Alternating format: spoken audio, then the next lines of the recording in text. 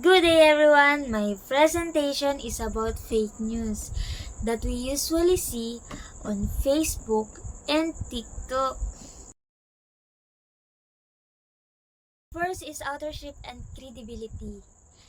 These contents were created by unknown people or anonymous page.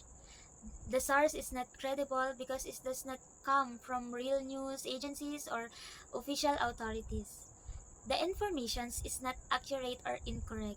They just make them up or create stories just to gain more views, to gain more likes and followers, even if the information they post is not true. Fake news. You're just a bunch of bullshit fake news. Next is purpose and audience. The purpose of this content is to mislead, trick, and confuse people. The target audience is everyone using social media, especially those who easily believe what they see online. To get our attention, they use shocking headlines, old pictures, and other tactics so that we will think it is true and that the news is new and real. It's fake news. If it's all Third is content and representation. The message here is misleading and harmful. For example, in this picture, there's a fake news claiming that former President Roa Duterte is hospitalized or in critical conditions. But this is not true. According to Vice President Sara Duterte, the photos is edited and taken out of content.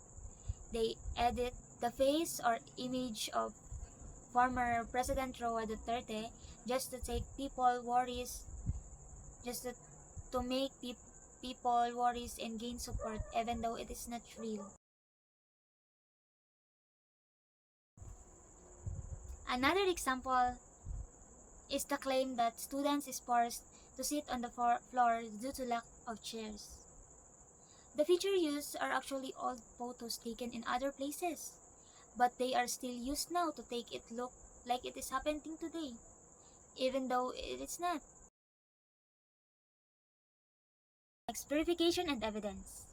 Any post spreading fake information has no evidence or proof at all. They do not show where they got the information or what their source is. So, to verify and know if the post is true, we need to check on trusted and reliable news websites like GMA News, ABS-CBN News, like that. We can also look at official social media page of the government or the family of the people involved. If the news is not found on these legitimate sites, then it is definitely fake news. The last, digital impact and ethics. So, the impact of fake news is that it causes panic, confusion, and fear among people.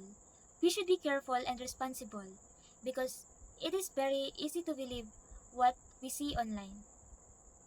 We must not believe or spread fake news easily because we are also the one who will be affected or harmed by it.